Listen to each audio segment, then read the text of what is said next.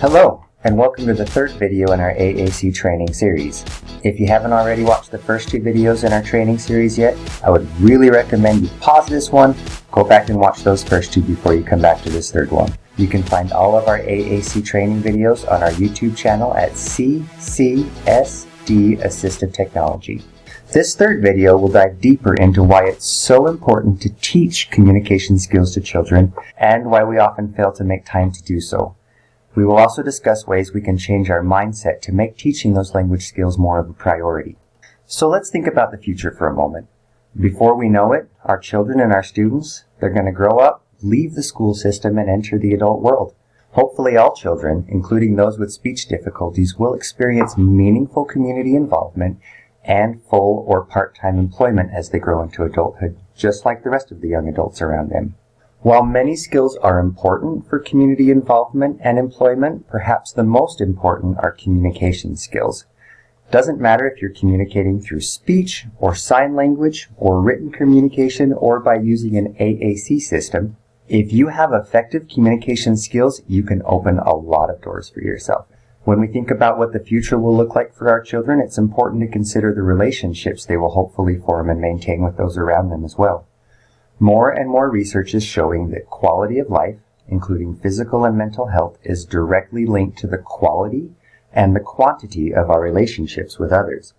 So throughout their lives, we want our children to form and nurture meaningful relationships, and that's just so much easier to do when you have good communication skills. Now, the beauty of learning to communicate, including communicating with an AAC system, is you can initiate communication wherever and whenever you want. And you can make yourself understood in any situation with just about any communication partner. Children who do not learn these critical communication skills often have a difficult time interacting with others outside of their own small personal circle, which of course limits their ability to be involved in the larger community. So if language and communication skills are so vital to involvement, employment, and overall well-being, why do we not devote more time to actively teaching them at school and at home and in the community? We usually don't devote enough time to teaching communication skills because teaching communication is important, but it's not always seen as urgent. We all know that teaching our kids to communicate effectively is important, but it often gets crowded out of our daily schedules by things we view as being more urgent in the moment, such as daily chores, bills, homework, putting food on the table, running from here to there, and of course the list goes on and on. Taking the time to teach communication skills to our children takes planning and it takes focus. We need to consciously and deliberately arrange our schedules and our environment to include teaching language and communication skills throughout the day. If we don't make deliberate plans, then teaching those skills to our children will inevitably get crowded out of our schedules by other things. It's just the way it works. So the first step in changing our mindset towards deliberately teaching language and communication skills to our children is to create easy access to the tools they need to learn those skills. For children with speech difficulties, we need to make sure that their AAC systems are easily accessible to them and their communication partners throughout their day. This will assure that those opportunities for teaching and learning how to communicate will be available when you need it. Providing easy access to AAC systems throughout a child's day can look different for each family and for each child. But here's a few general things to consider. If your child can physically carry it themselves, encourage them to carry their AAC system with them whenever possible. Encourage them to see it as their voice and to take some ownership and responsibility for it. Shoulder straps and handles can make carrying an AAC system around all day much easier and can sometimes actually make the difference between having the device close to you when you need it or left on a shelf in the other room. Sometimes carrying an AAC system around all day is a team effort. Communication partners, including parents, siblings, caregivers, teachers, other family members, they can help children keep the AAC system close. They can encourage them and remind them and reward them, and sometimes just help them carry it if needs be. And if your child has special mobility needs, consider mounting the AAC system to their wheelchair or to their bed rail or just anywhere where they need that to be stable and ready for them while they're in that situation. It's also really helpful sometimes to create, laminate, and hang single-page communication boards with context-specific vocabulary in strategic locations around the house. For example, you could make a single-page communication board with symbol vocabulary for like the fridge or the pantry, and place that board on the fridge or pantry door. So when your child goes to the fridge to open it to ask for something, you've got the vocabulary you need there at that moment. These single page boards can also really come in handy in places like the bathroom or by the bedroom closet, next to the toy chest, or really anywhere else. It would be nice to have some words available at your fingertips in case you don't have the full AAC system with you in that moment.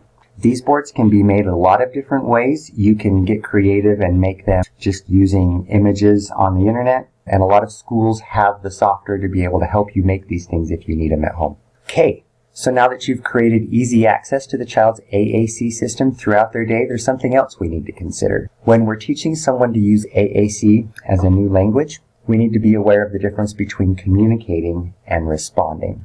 So what's the difference? Well, communicating is sharing your own personal thoughts and feelings with someone else, while responding is sharing information, usually a desired response, in direct response to a prompt. Communicating can look like telling the teacher that you don't know the answer, sorry. It could look like telling your mom that you don't feel well that day. Or it could look like telling your friend that you really like her shirt. In this example, an adult is asking a child a question, and the child is sharing his personal feelings about the test that's coming up that day. Responding, on the other hand, can look like giving a correct answer at school, or repeating instructions back to a teacher or a parent. In this example, an adult is asking a child about the weather, and of course there's only one right answer, and the child is giving that expected response back. Now, responding and communicating are both important in school and at home, and most children do a healthy bit of both every day. It's important to realize, however, that responding to a prompt is not the same thing as truly communicating your own personal thoughts and feelings. If we only teach children to respond to questions and prompts, then we are not fully preparing them to become successful and independent adults who know how to communicate their personal thoughts and feelings with others whenever and wherever they want. So hopefully by now you're starting to see the importance of learning to truly communicate your own personal thoughts and feelings with others. Students with speech difficulties often don't learn how to communicate their thoughts and feelings because they've never really had a reliable way to practice it. So once again, the best way for them to learn how to share their thoughts and feelings using AAC is to observe the people around them model how to do it. And the best way to model true communication to children is to just talk to them naturally, while also pointing to pictures on their AAC system. Our children need to see what it looks like to use AAC when you're truly talking just about everything and anything. And it's totally okay if children don't respond at first when you talk to them. They're still learning what communication looks like by watching you model it.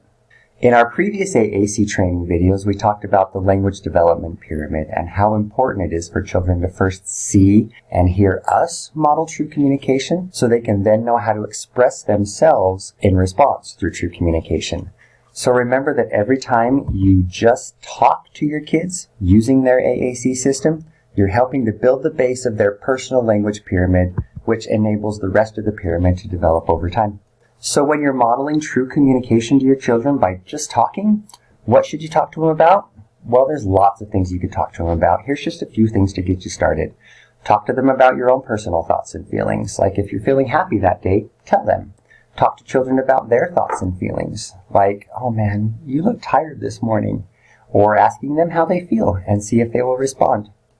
You can share things about your own experiences, like, oh, I remember when we went to that park last year. That was a lot of fun. Or you could ask children about their experiences, like, what did you like about when we went to that restaurant last weekend? And it's always good to remember that it's easy to talk to children if you have fun and interesting things to talk about. If you're always just talking about the weather or the park, that's going to get old for both of you really quickly. But if you have lots of fun games or toys or videos or pictures or jokes or stories or whatever it is to talk about, then it's going to capture your interest and theirs and make it so much easier to just talk.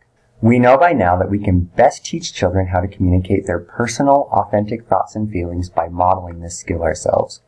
We can do this in a lot of ways, but doing so effectively is going to require that we get out of teacher mode or parent mode and just talk to our kids rather than always giving them prompts and commands. We can take a short break for a few minutes to share our own personal thoughts and feelings and then invite them to respond by sharing their own. These authentic conversations are often the best way for children to learn real communication skills. Just talking with your kids might feel wasteful or even irresponsible. It might feel like you're not teaching or you're not being a good parent if you're just talking to your kids. If just talking feels that way to you, it might be helpful to consider the following points. Children with speech difficulties haven't had the chance to practice just talking with the people around them like their peers have. They need to practice the skill in order to get good at it. Even when children with speech difficulties have learned to use an AAC system to get some of their wants and needs met, like asking for snacks, or to take a break, or choosing a video or a reward, they probably don't know yet how to use the AAC system to share their thoughts and feelings about that snack or that video. And using an AAC system for true communication, which of course is sharing your own personal thoughts and feelings, is not a skill that children will just learn on their own. Once again, they need to observe other people around them do it before they can start doing it themselves. So when you start to just talk to your child and you start to embrace that let's just talk mindset, you're probably going to experience more than a few awkward moments. You may even feel like you're talking to yourself for months on end. And of course that's kind of awkward and not fun. But that's okay if it feels awkward. It's just a natural part of learning to communicate. Don't forget that you are helping to teach children a critically important skill. So my best advice is just suck it up and embrace the awkward. Also, please don't forget to be patient with yourself and your children while you're both working on developing communication skills. Communication is something that takes time, and so it's okay to work through those awkward moments, to be patient, and keep at it. You will see results, I promise. Another great strategy to teach children the power of real communication is doing quick, child-directed activities. In a child-directed activity, the child controls some portion of the activity by using their communication skills. This could look like, for example, pushing them in a wheelchair and letting them give commands with their AAC system, such as go faster, turn, spin, stop. It could be reading aloud to them and letting them choose the voice you use while you're reading, such as a scary voice, or read with a sad voice, or read slower, or read faster, or a silly voice. It could be building a block tower and letting them use their AAC system to choose the next block by size, color, or shape. And maybe most importantly, to let you know when to knock that sucker down, right? And it could be other things as well. You're only limited by your imagination. Child-directed activities can be a powerful and a fun way to teach children that they can use their AAC system to influence their environment.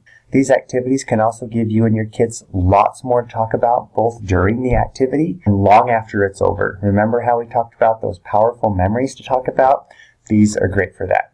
To achieve our ultimate goal of teaching children to become successful communicators, we need to do the following things. Number one, we need to realize the vital importance of deliberately teaching language and communication skills to our children. And we need to deliberately make room for it in our daily schedules and environments and not let other things crowd it out. We need to make communication tools easily accessible for our children and to their communication partners throughout their day.